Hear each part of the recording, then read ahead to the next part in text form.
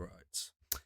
Hey guys and girls, welcome back to Friday Night TCG Talk. I am Poketin King, as always, and I am joined this evening with Charlie, aka Cardnomics.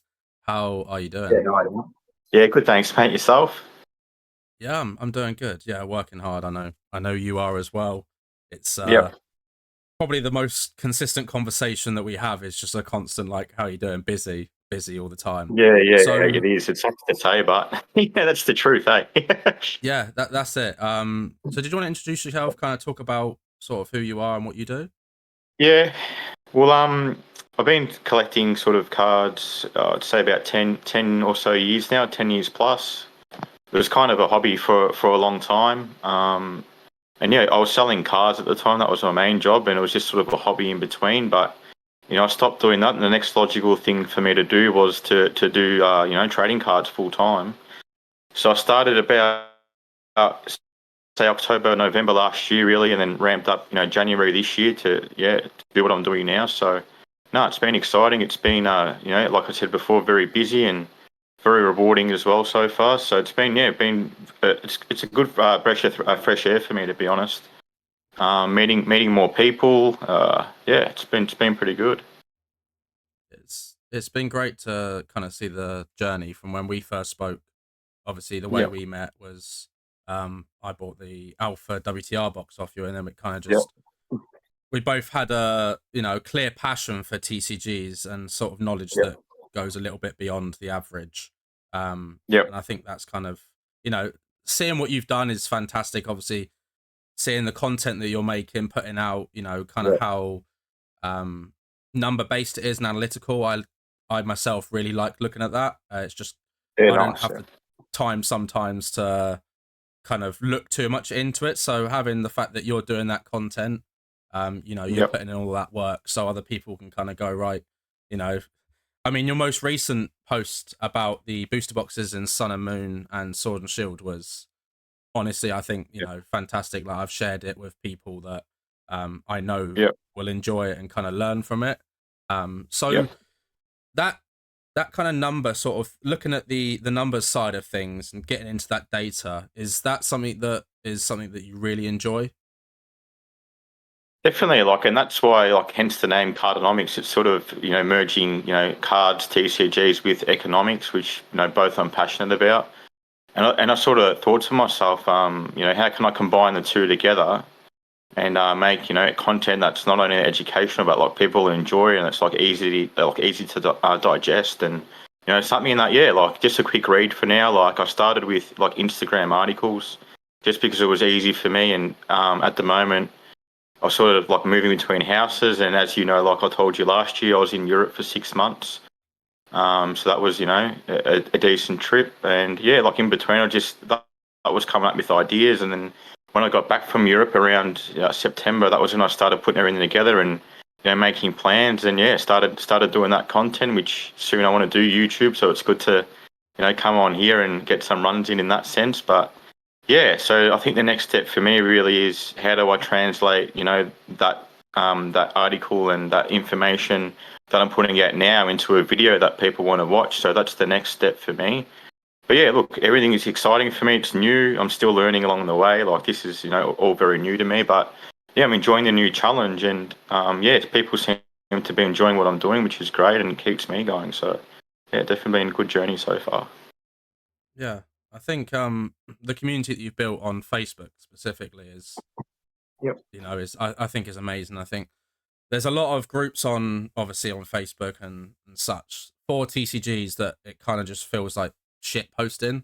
And it's Yep. nice to be part of a group that people are not only engaging in, but also actually putting out, people are engaging in good content, and it isn't just, buy and sell Yep. posts. It isn't just, it's actually kind of a package deal, really. I think being part of that group, I'll put in the link in the description below.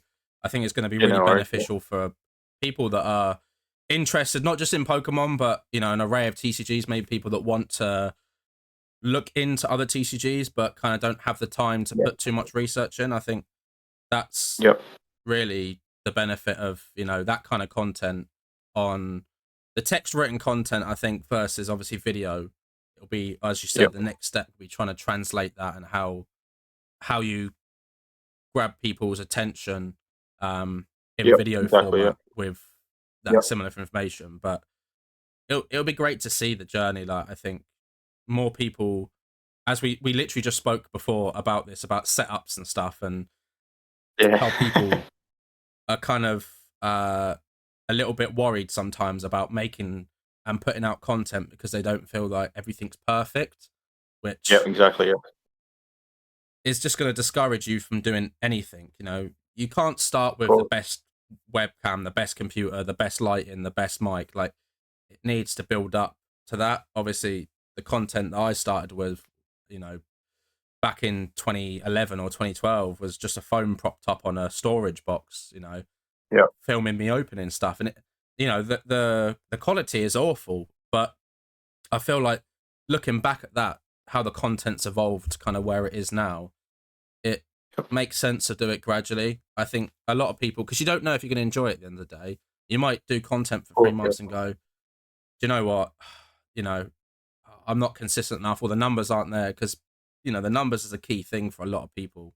You know, when they're getting 10, 15 views a video and they've been doing it for a year and they're like,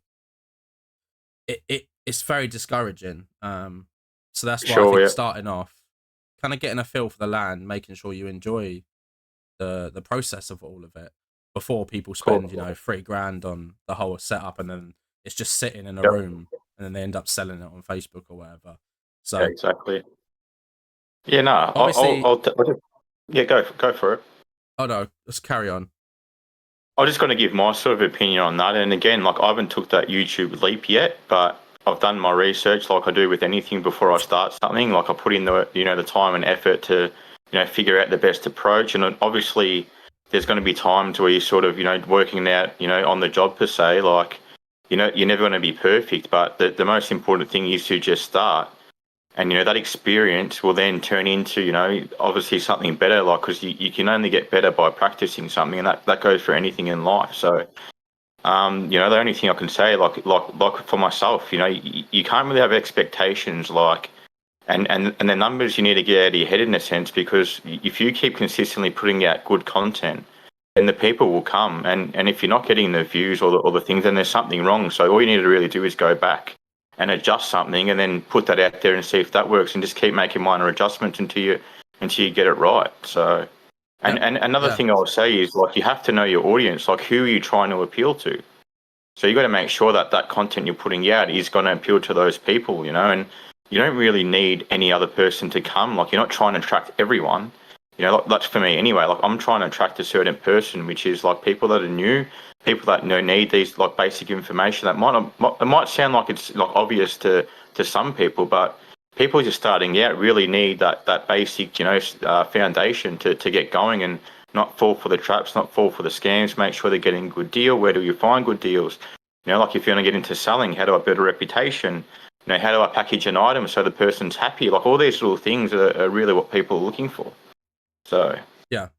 No, that's a really important thing. I think navigating the TCG space in yeah, 2024 can be quite difficult, even for people that are seasoned, but especially for people that are just joining. And I think knowing your audience is a key. If you're making content and, as you said, it's not working, maybe go back to the drawing board and go, right, yeah, what is it? What is working and what isn't working? I know for me, like, box openings sometimes for me can do really well. Sometimes they can do really poorly. But I know the content that people are watching my content for is, these kind of chats, and, the more talking yeah, about the markets and stuff. So yeah, that's kind of what I try to focus on more, because that's what my audience wants to see. Um, so yeah, yeah, knowing your audience is a really key thing. And I think giving people an opportunity to learn, but also engage just in the whole community side of it, I think it's just so important. There's a lot of people out there sure, yeah, that are scamming, that have been part of the community, and they've never had any intention to kind of help teach people. I think, as you said, yeah, coaching's so important, and yeah, having someone that you can kind of look up to, that has a sure, proven track record. The information's there. They've put in all the work. I think, you know, that's what we need more of, I think, in the content creation space. Less sort of For TikTok sure. Yeah. dances and more people Yeah. kind of giving the data and actually, you know, caring about the work that they put in. So it's Yeah. good For to see. I sure. think the wide range of TCG knowledge that you have, obviously the Yep. average person, from my experiences, is involved in one or two TCGs and then kind of has a little bit of a, they hear about other TCGs, but they're Yeah. not so much invested time wise. So Yep. obviously you're one of the few people that I can actually talk to about multiple TCGs, and we can kind of just, you Yep. know, back and forth really. For most people I talk to, it's, you know, they're either in just Pokemon or Fab or Magic, you know, or anime based TCGs and stuff. Yep. What is it about just different TCGs that you find so interesting rather than like sort of being focused on just like one or two?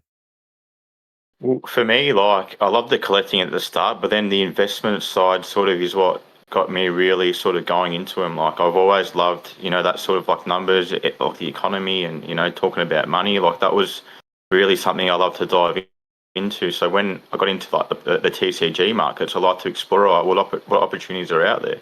And look, it's not the most sort of how can I say accepting sort of way to look at TCGs. There's people out there that sort of shun the investing side of it. But look, I'm not just an investor, but I enjoy that that part of investing and exploring other TCGs and opportunities is what sort of excites me. And look, I do like TCGs. I'm a collector at heart. I still am.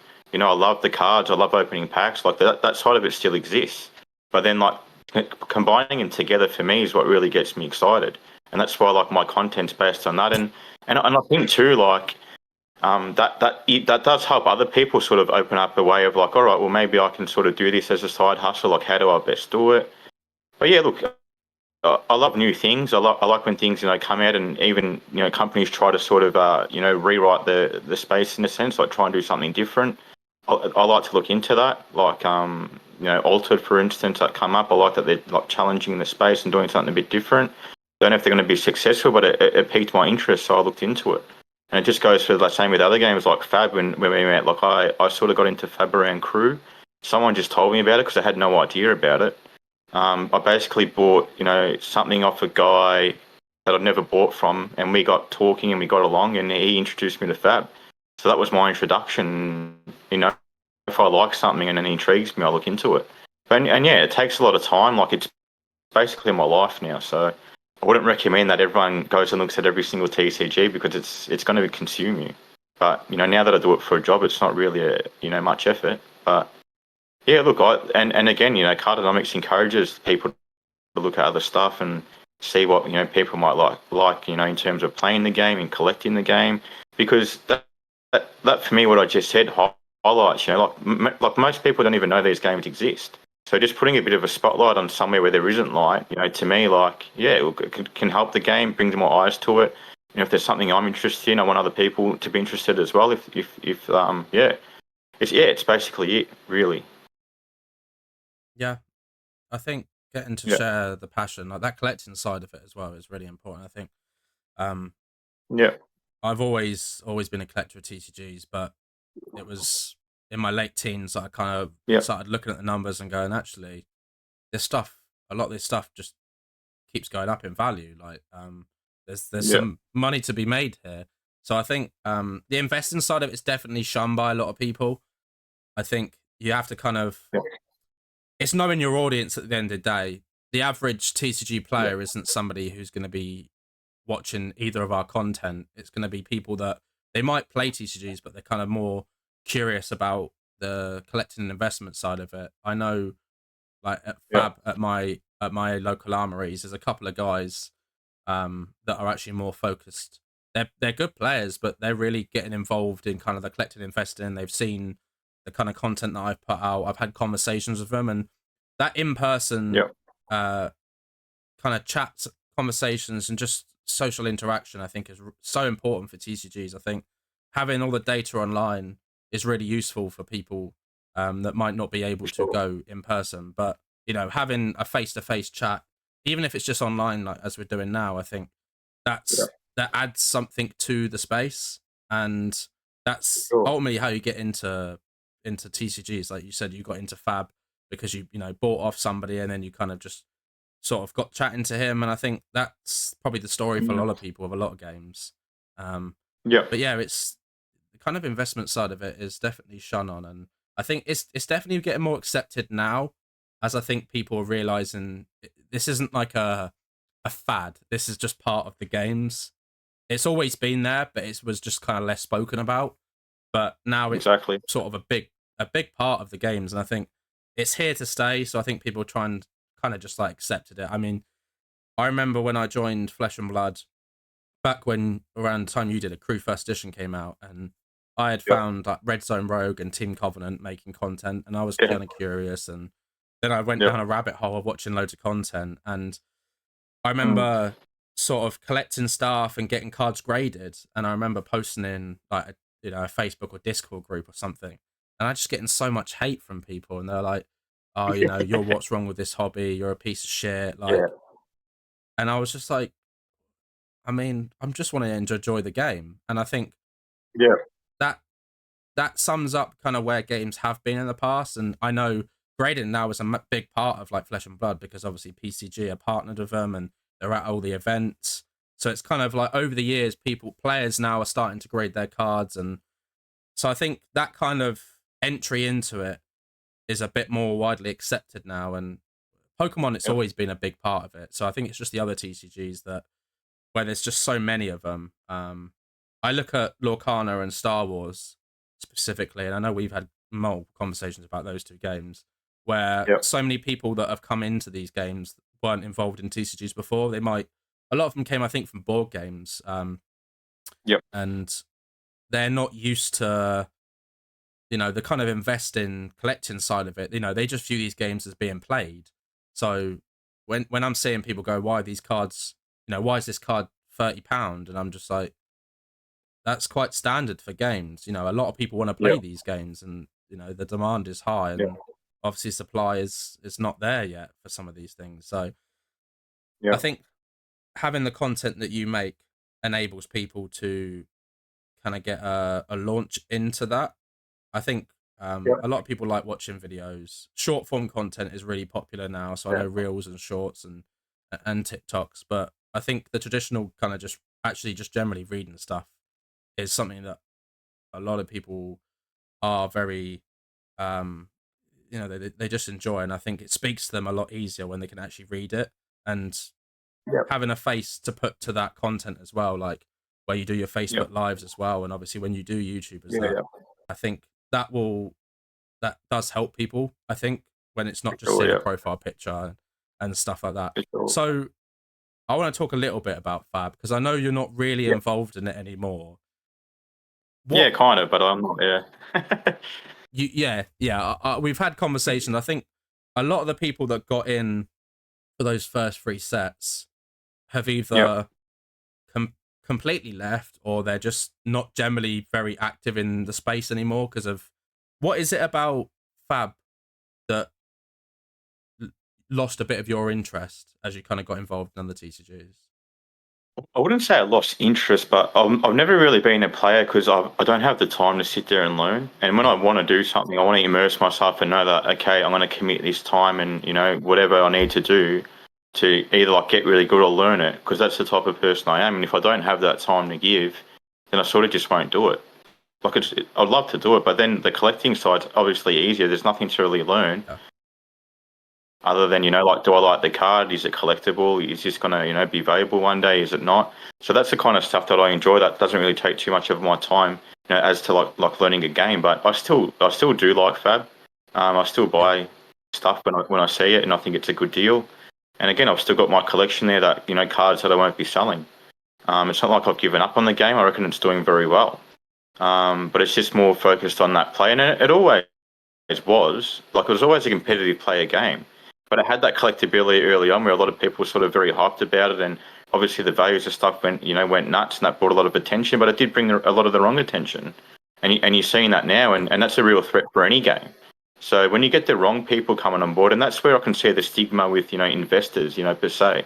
But, people like me and you, we're still passionate about the games, and it's just a part, a side of it that we're interested in and we partake in. where there's other people who are just purely investors and just want to go in there for the quick, for the quick buck and get out. I think that there is an issue there for sure, and you can point the finger there, but yeah, look, it can do damage to a game, but so can other things. There's a lot of things there that a company as a TCG, a creator has to look for and try and appease sort of all sides of we call it the triangle, like the investors, the players, and the collectors. So I definitely think all three need to be there for a game to be successful. I think Fab sort of pushed more one to the other, and I think they're missing out on a lot of market share in terms of casual gameplay.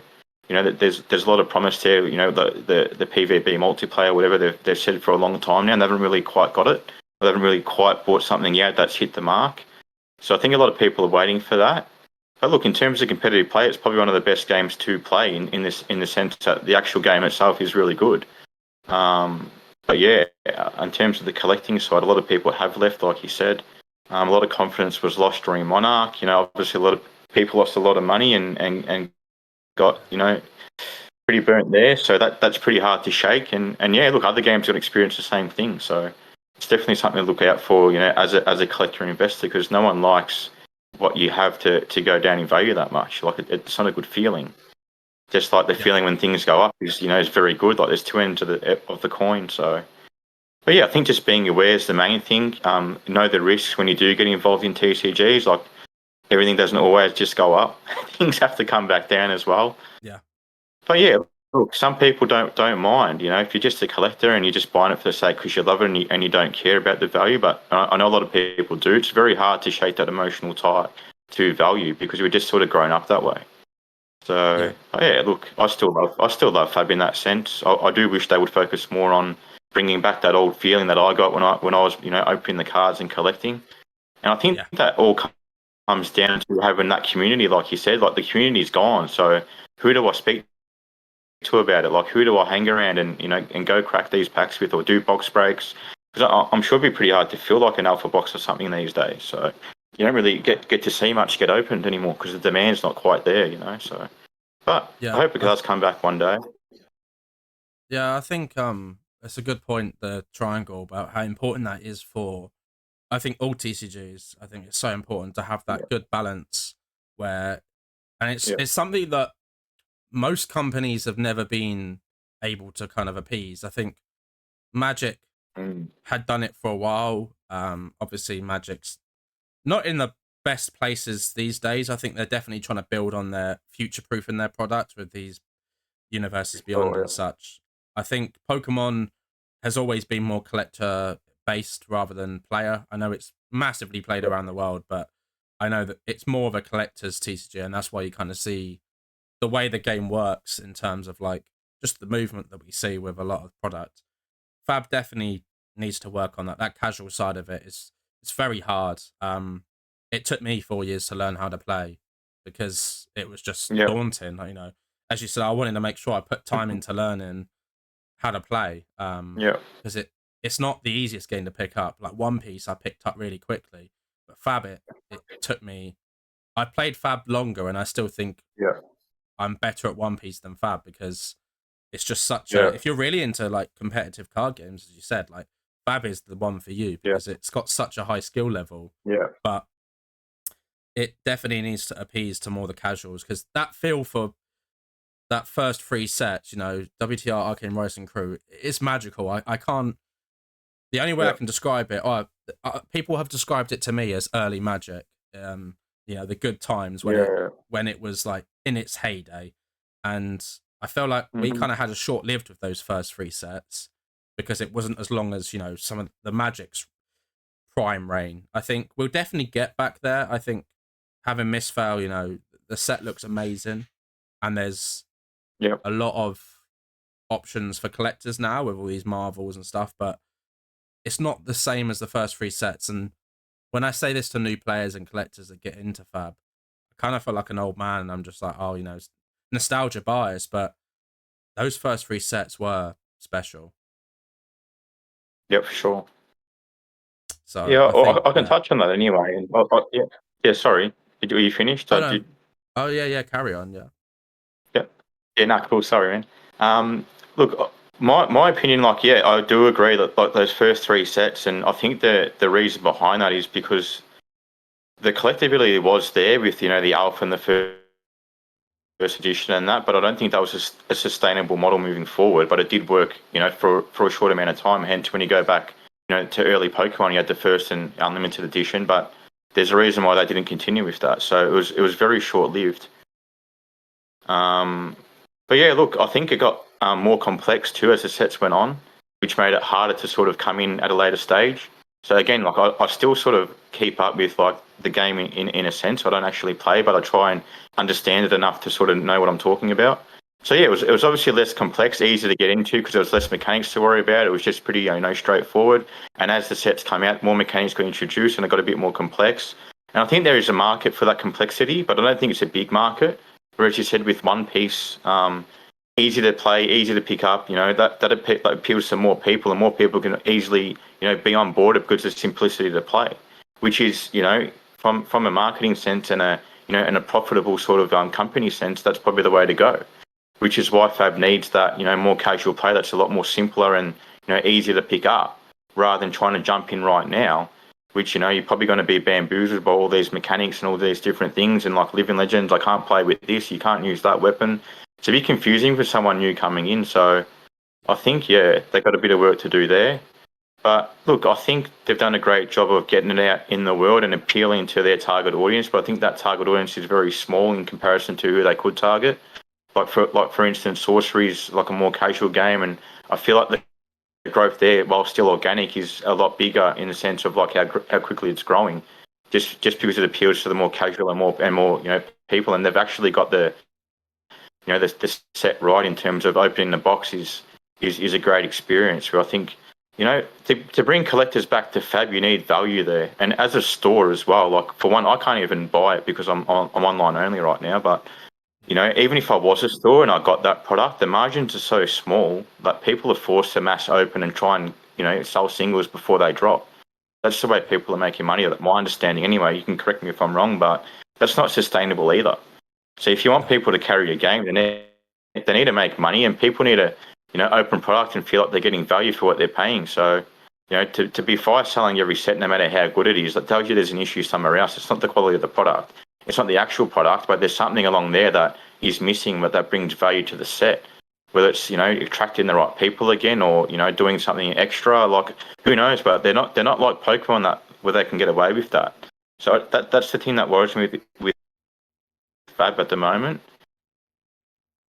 Like, is what they're doing sustainable, and what are they going to do to bring value back to their set so that we'll bring the collectors back, and which brings more money into the space again, especially the secondary market, because I know they don't make money. So the figures they look at as a company is like through distro and the sales there, but they don't actually see like the money. It doesn't go into their account on the secondary. So I'm not sure if it's something they look too closely at. I'm sure they do look at it, but for someone to come into the space, they need that value, and they need to feel like. Sorry, if they open a pack and they hit a big card, that it's going to be worth something, regardless whether they want to sell it or not. So, Yeah, and I'll just touch on too, like one thing that I think is important with Fab, because I've been around so long. So I know they started big in sort of Australia, New Zealand, America, and America was going really well. But then the whole Monarch thing, a lot of people left because at one point they had like thousands of stores on their system. And they still do now, but they conquered Europe, and they started with Asia now. And I've seen the collector sort of move into that space where it's like that's where the demand for the older stuff was, because the launch wasn't there at the time of the first three sets. For those people getting into the game, wanted those early stuff, and sales were going there. Now we see that in Japan, whereas they're after the older stuff, so a lot of sales are happening there.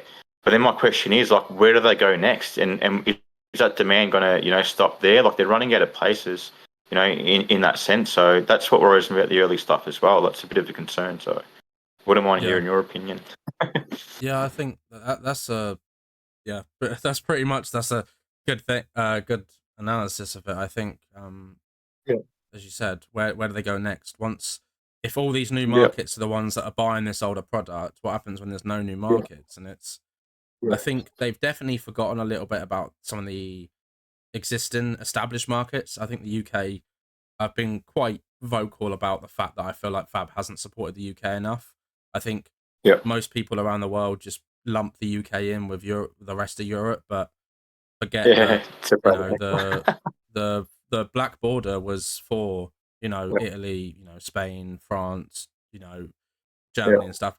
That wasn't for us. We didn't get that product. And that was never kind of sold.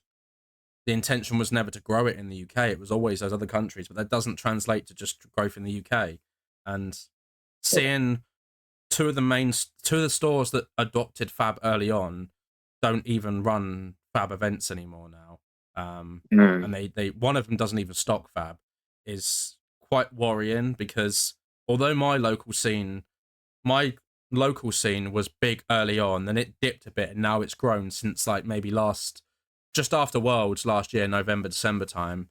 Now we've got a consistent player base, and we've got players that are going to like ProQuest and Oh, shit. stuff like that. And we actually did get our own ProQuest at our store, which was great. We had 28 players. We capped out, which was fantastic.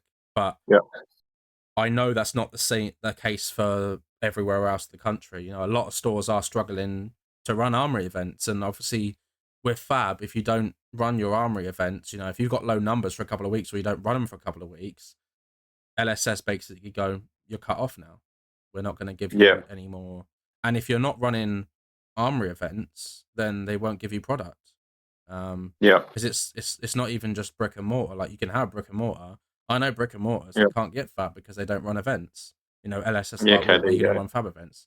And it's like, I get the kind of process behind thinking that was the way that it should work, but when they stopped online stores selling, Monarch happened, and then they stopped online stores getting product.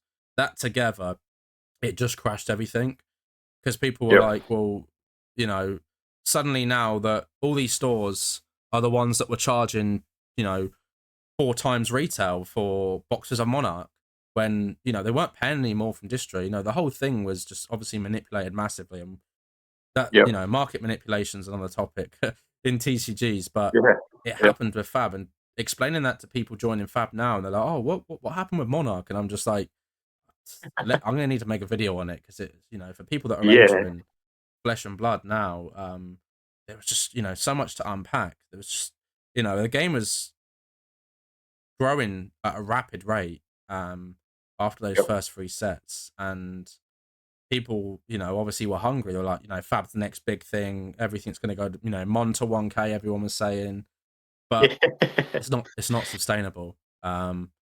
And I think people get caught up in the excitement of things, and they kind of Yep. just, their brain.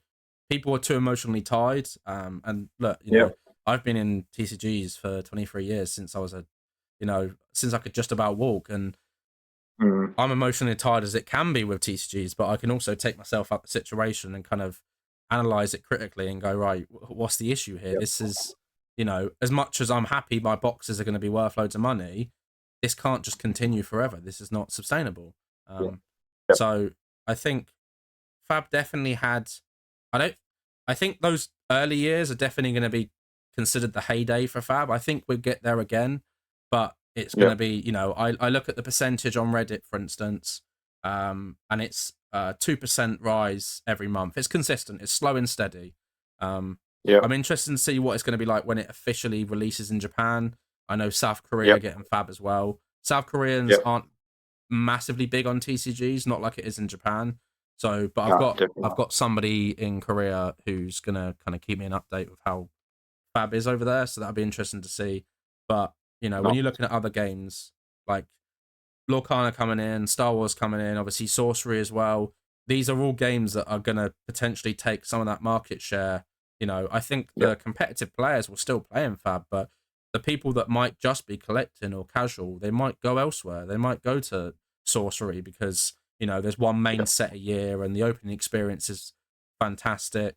The art is very good as well. Like, that's what Yep. drew me to Fab, and a lot of people, was the art. And I Yep. Sorcery, I very much enjoyed opening the packs that I opened. I've got more Sorcery coming, which I'd be interested to see if Cardmarket add that on. At the moment, we it's not on Cardmarket, and Cardmarket's generally the kind of deciding factor of if they feel like the game's worth it, they'll put it on there, because obviously it takes a lot of time to get everything set up in the database. So they want to make sure that, I think whenever the next set comes out, I think that's possibly when they'll do it.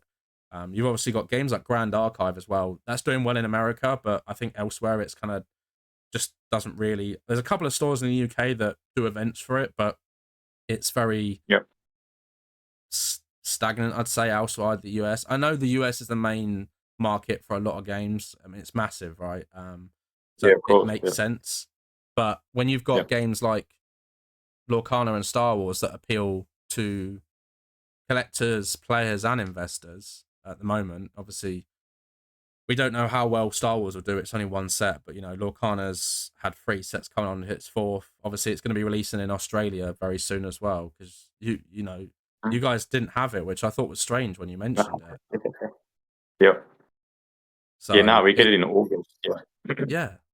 I thought that was strange. I didn't even to be honest, I didn't think about it. But again, I suppose that's, if you don't know, it's not something I just thought it released everywhere. But it's interesting how they've done that. How was games like Lorcana and Star Wars? How are they doing in terms of your eyes, like what you've been looking at? Yeah, so like obviously Lorcana we don't have yet, but there's still people that get it in. Like for myself, like I've been importing it since Inklands, and I'm getting set 4 as well. For the the American release or the worldwide release, because we're actually having a release where organized play stores are going to get a small batch of chapter 1, first chapter, sorry, and set 2, 3, and 4. So and they're going to be released in 2-week intervals. So that's going to be our sort of introduction. And again, it's only organised play stores. There's not a lot of stock, but pre-orders are starting to go up around everywhere. But that's only going to be, I think, first chapter starts around June, so early June, and then 2 weeks would be set 2 Floodborn, like 2 weeks again, Inkland, and then you won't get Ursula's Return until July, which it's going to release in about 10 days. So look. I've done pretty well with product because simply there's just not a lot here. So anyone that wants it, they don't really have many places to go to, and I'm pretty competitive on pricing. So yeah, look, I found a little gap there, and I'm enjoying Lorcana, and everyone that buys off me, I got really good feedback, and it's a lot of mums and dads sharing it with their kids. That's what I'm finding. Yeah. And like I said, a lot of people, I'm actually liking the concept of not actually having to attack a player and getting down life points. It's about collecting lore and questing and stuff like that. So it's a lot more kid-friendly in that sense, which, not many TCGs out there, do that sort of, that concept, or it's not non-violent, let's say. So that's interesting, to me, and it's really, hitting that mark with parents and kids, which is a huge market, I think. Like that's the Pokemon market as well. Everyone's enjoying opening packs with their kids, and, Disney's got that worldwide recognition. It's been around forever, so it's a pretty easy sell. So in terms of like longevity, I spoke to Ravensburger, at our toy fair. They got a lot planned. They actually said that they're looking to even expand outside of Disney. So the Lorcana brand doesn't have to necessarily be tied to Disney. They can explore other, things with that as well. They didn't say too much, but what I gathered, they're gonna, it's not just a Disney thing. So, but look. It seems like it can have the legs to stick around. And, as for Star Wars, initially very good, but very early days. I don't think there's enough data there to really say if it's going to succeed or not. But it is a good start. We can say that. But I wouldn't be, putting the house on it or anything like that. But yeah, look, there's a lot happening in the space, and that we can go back to, Fab. If you want to grow a game, and this is really big with, the actual companies wanting to, get the game in a player's hand, you need to really get into, that LGS level, that local game store level, so people can actually sell your game and play it. But, are those stores going to hold your game if they can't make money? Probably not. Everyone's there to you're a business. You got, overheads and staff to pay. You've only got a certain amount of shelf space. You've got to be really careful with what you put on your shelf and tie your money in. So I think that's where Fab, is going to struggle in some areas. And like we were saying before, they're going to run out of new markets. A lot of their revenue comes from new markets, I'm going to guess. So I don't know what data they look at, but for me, on what I see an issue there. Whether they're onto it and addressing it, I'm not too sure. But yeah, look, even you can use Magic as an example. Like, they probably just look at numbers as well. They're probably unaware what's going on the ground level and what their customers, consumers actually want. People are screaming at the top of their lungs. What are you doing to Magic? And they're just probably just looking at figures saying, oh, everything's all right. Is Fab doing the same thing? I like to think James was more in touch with, his audience, but when you do get too big, a lot of little things get missed, and, that can do some damage long term if you don't pick it up, sooner rather than later. But no, look, it's good that they're getting into Japan. Like, the Japanese love that complexity in TCGs. It really appeals to that market. I think they're going to do very well there, but yeah, look, it's just the next sort of couple of years. Like we're saying, where's it going to go? So many options now, like we said. There's a lot of TCGs coming out that are doing really well, and they're going to compete for that shelf space in an LGS. So yeah, look, there's plenty for other people to be aware of, other companies to be aware of, and there are competitors in the space that are doing really good things. So, and there's only so much market share out there to take. So it's going to be an interesting, next couple of years for sure. Yeah, I think that the market share, I think Fab, there isn't much new that Fab can kind of tap into in terms of like just the way the model is now. I think Lorcana Yeah. says a lot of families, a lot of kids, and that also as well future proofs the game, because these kids are going to be opening up these packs with their parents, and it's the same experience that we had with Pokemon in the 90s and early 2000s, and this is why Pokemon just is such has such the market share. It has the recent numbers that came out in Japan. It's bigger than the next 7 TCGs combined in terms of sales, and that shows how much of a mammoth Pokemon is, because it has such a wider appeal, whereas Fab has a very small appeal. It's a 16 plus game, so it's not going to be for kids. It's very gory, it's very graphic, it's very complicated to play.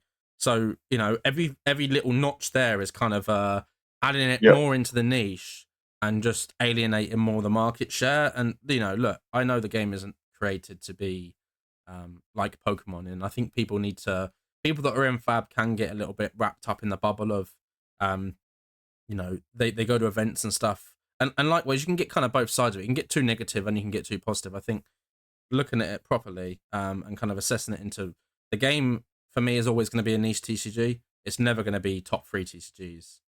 It's not.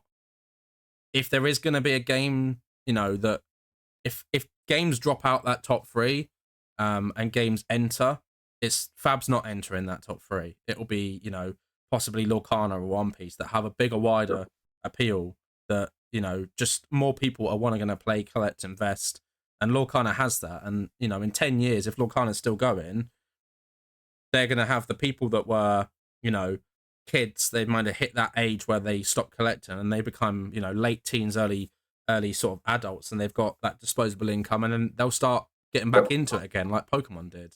Because people forget that Pokemon, once the Pokemon company took over printing their own cards after the E series, that EX era was so low printed, and even Diamond and Pearl era, people just didn't.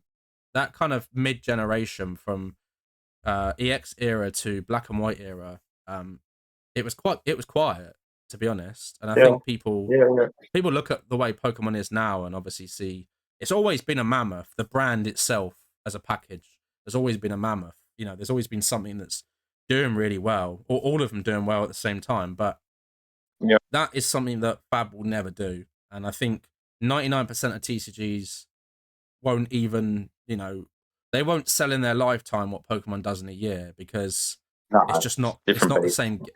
Pokemon is its own thing. And then it's Pokemon than everything else. And I think Lorcana is an exciting one because it looks easy to get into, and it translates very well. It's got that wider audience appeal is something that people need to look at into TCGs when they're kind of trying to assess where these games can go. And that's not what James wants. He never made the game for it to be that. It was never about that. It was, creating an extremely competitive game that was very lore heavy. And obviously at the time it was, about having collectors involved as well. And the games change as they sort of go on, and the same as the data they look at is obviously, as you said, with Magic as well. They're just looking, they're doing the Universes Beyond, and they did the Lord of the Rings set, and they made millions out of that, and they're like, yeah, we're fine, we're doing good, like exactly, things are great, we're making money, and who cares if they use AI art, or they're sacking off artists, or there's some of their sets, people don't like it.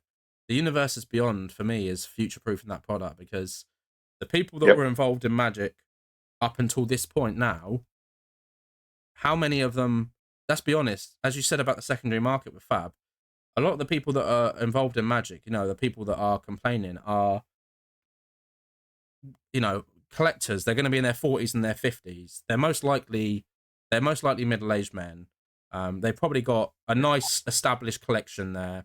They might collect Abu stuff, even up to 7th edition, and they might pick and choose some bits that they pick up. But how often are they buying from the primary market? Are they opening up product of every single new set, a Thunder Junction? They're not. That's not them. So they're looking at, right, how can we do what other TCGs have done, like Pokemon and Future Proof? Because they've watered down their IP now, that the IP alone isn't what's going to bring people back. But, working with other IPs, like Lord of the Rings, Marvel, Final Fantasy, Assassin's Creed, Fallout.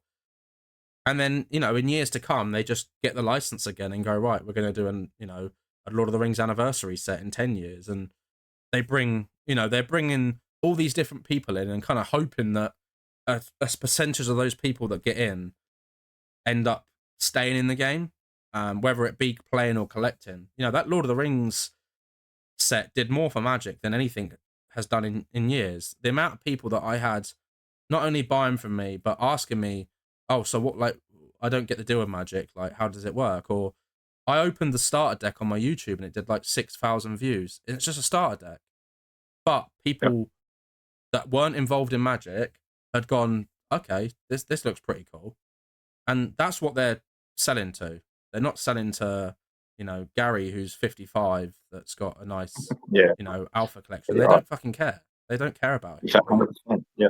He's not buying into their product from the primary market, in 2024. So I think, games adapt. And, games that are old, Yu-Gi-Oh does the same thing. Yu-Gi-Oh tries to sell the nostalgia, kind of like Pokemon does, in terms of, like, they reprint stuff. It's always Dark Magician, Blue Eyes, Dark Magician Girl, like Red Eyes stuff. They're doing new tins this year. They're reprinting a set from 2008. I don't know if you've seen, which is, they're reprinting a set, Light of Destruction, from 2008. They never did an unlimited printing for it, so now they're just like, yeah, we're going to do an unlimited print now. 16 years later or whatever. So, yeah, I think the TCG space is just such an interesting, and I think people, what you said earlier about getting involved in many, it takes a lot of time. I think once you're there and you have an understanding of what every game is, then just keeping on top of stuff is a lot easier, because it is just a case of, like, right, this set's coming out, these cards are meaning for this thing, this helps this thing, and vice versa. And you can kind of go and put into as little as much as kind of information as you want. But that's kind of how this content works. So I want to end on a hot take, because I like to make it a little bit spicy. So it can be about any TCG, or it can just be about TCG, the space in general. But what's your hot take? Well, I reckon I'll say one thing, because my content, it might not be directly TCG related, but where I sort of bring something different to the space is I look at bigger cycles, that are really, like, that'll impact the smaller ones within it. And where collectibles sort of stand, you can put your stocks, your crypto, or like whatever asset, watches, whatever, into this category of collectibles, or risk on assets. But really, the bigger cycles, over that is like your land cycles, your big commodity cycles. But the land cycle is what I focus on. And like what really intrigued me before, when you said about Pokemon, in that area, like the E series going into like Diamond and Pearl, so that sort of 07, 08 era as well, which you said was quiet. Well, we had a big recession then in America. So what I like to touch on, and like what I want to teach people and sort of bring a light on, is you know, like these bigger cycles outside the TCG space will affect, you know, your collectibles. So it's worth keeping an eye on and learning a little bit about it so you can see the signs. You know, we're going to have a, you know, a boom or bust cycle. So, you know, when I look back at, I've done a bit of content on it, but when I look back at the 07, 08 and you say things were quiet, it was because, you know, it was a downturn and people weren't spending money. It's, at the end of the day, it's a luxury. So, and now I look at the next one that's coming, and I'm telling people, you know, like the next one's due in a couple of years, but always before that, it's, you know, it's good times, and you don't see it coming. So really, like, I think that people should be more aware of that stuff, and we never learn about this stuff in school. So it's something you really got to dig, you know, go out there and find the right information. But being aware of this, not only for your collectibles, but just life in general, like being prepared for something that, you know, if it doesn't happen, great, you're like, everything's still good. But, you know, when it does come around again, and I think it's inevitable because it's a repeating pattern for the last 200 years. You know, I've researched everything. So, you know, the next one's due around like late 2026. I think it's going to be more global this time, in the sense that, like, there's not going to be many, you know, the parts of the world that aren't going to be affected. Like we're more sort of connected in the sense now, especially after the C19 stuff and whatever.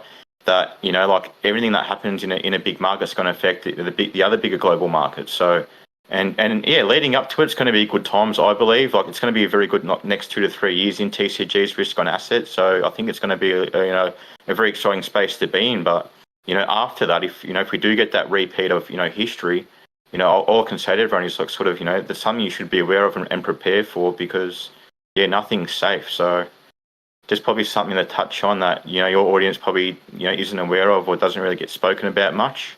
Yeah. Not directly TCG related, but it does. It's going to impact the space, and, you know, that's why, like, my work, I think, is important, especially now, to bring awareness, you know, to that larger cycle, and the effects it can have on our space that, you know, we all love so much. So yeah, that's the kind of goal for my work, and it's a big part of my work to, you know, make people aware of these markets and how they tick, and, you know, all the smaller and bigger cycles, you know, within each other. So yeah, that's pretty much what I would say at the moment. Yeah, just if you're interested in that kind of stuff and you want to follow my work, and I think eventually when I do get into, you know, the YouTube content, and, you know, I'll work out that sort of good formula to be able to portray and, you know, make that content digestible in a sense. Like, I think it's going to really open up a lot of eyes and make people more aware, which, you know, I'm here to help people. That's my main thing.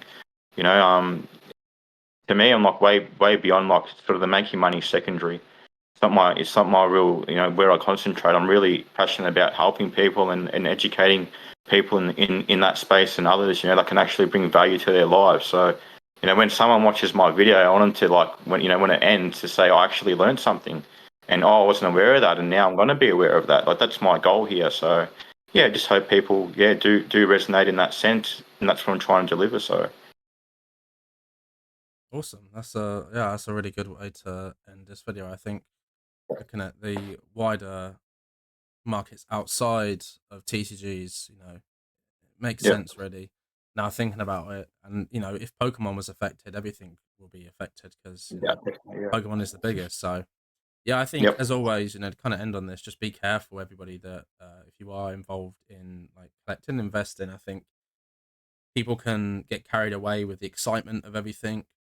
The yep, FOMO, you know, people, I see it now with Sword and Shield era, where a lot of people are buying a lot of the alt arts for, you know, the Moonbryon sold for a record sale in a PSA 10 of just under $1,700. Um, you know, and, you know, we might do a follow-up video here, really, where we could talk about kind of market manipulation, because that obviously yep, does have a part to play in some of it. But yeah, I think just be careful. As always, you know, the content that I make isn't, you know, financial advice. It's just kind of yeah, giving you an idea of kind of some of the options that you kind of explore. Obviously, there'll be a link to your group under in the description below, and obviously, you know, it'll be exciting to see when you start putting in the video content on YouTube. We'll have to, like, kind of revisit and kind of what you learned from making that kind of content and what you've seen from that. yep. So um, appreciate your time as always. I know you're very busy, and you know, it means a lot to come on the channel. So thank you all for watching, everyone. Please comment, subscribe, as always. Hit those links in the description below, and have a great day. Thanks for having me on, mate. Appreciate it. And yeah, definitely keen for round 2 for sure.